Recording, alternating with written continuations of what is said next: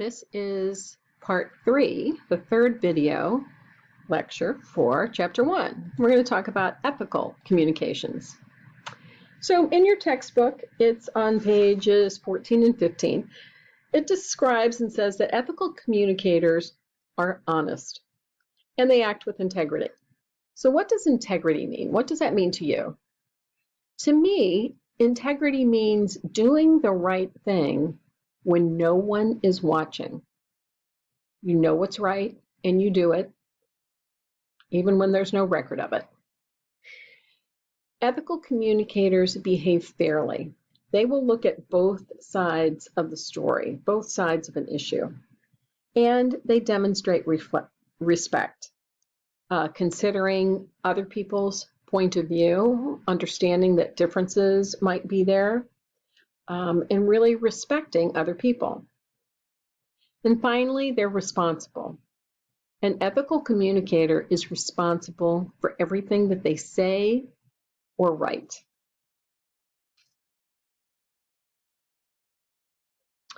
Okay, I want you to go to page 15 in your textbook. We're going to talk about bright side messages and dark side messages. And there's a little chart there that I've included here. So in your textbook on page 15, there's a great example here, and I can't do better than this, so I'm just going to go through this. So on page 15, we're going to use Liz as an example, and she just spent a lot of money getting her hair cut and colored. And so she asks her friend Pat, do you like my new hairstyle? Well, Pat, who really does not like the new look, could respond to Liz in a number of ways. So the bright side response that is ethical and appropriate, the bright side response might be, Liz, it doesn't matter what I think. I can see that you like it and you like how it looks, and if you're happy, I'm happy. Now, the hard dark side response might be ethical because you're being truthful, but it might be inappropriate. It might hurt her feelings. And the example here is, wow, Liz, hey, it's a dramatic change, and I liked your hair long and the other color, but maybe it'll grow on me. So they were honest, right? So it is ethical, but it could hurt her feelings.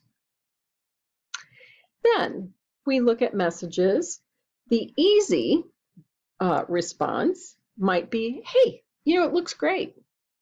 Well, that's unethical because you don't think it looks great.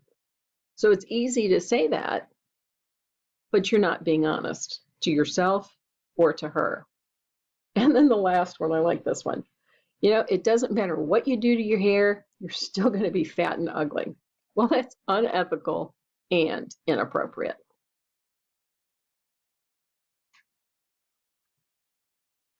Okay, let's take a minute and talk about this. First of all, let's go through these and discuss whether it's communication, and if it is, what kind. So if you order a pizza, is it communication? Yes, you're communicating, right? You want to order a pizza. I would say that it is interpersonal because you're talking to at least one other person if you call them.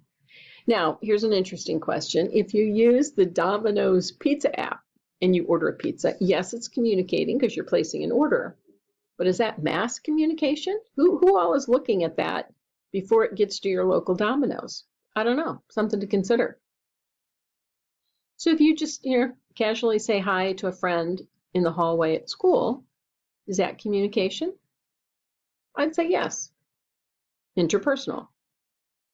If you're chatting online, let's say that you're in a chat room, what kind of is that communication? Yes. What kind of communication? Depends on the number of people in the chat room, right? Could be small group, could be public, could be mass, who knows? Okay, I have 4 dogs and I try to get them to behave. And so I try my hand at training them. Is that communication? Well, not for purposes of this class, because we define communication as between human beings. So training an animal is not part of the definition of communication for this class. What about if you talk to someone who can't hear you? Well, if they can't hear you, you're not sharing any meaning, right? So it's not communicating. Unless they can see you and you can somehow communicate using nonverbals. Well, what if you're just talking nonsense? Just nonsense. Is that communication? Again, if there's no shared meaning, if there's no meaning behind it, I would argue that it's not communication. If there's some meaning to it, it would be intra-personal communication. But if it's really truly just nonsense, I would say no, it's not communication.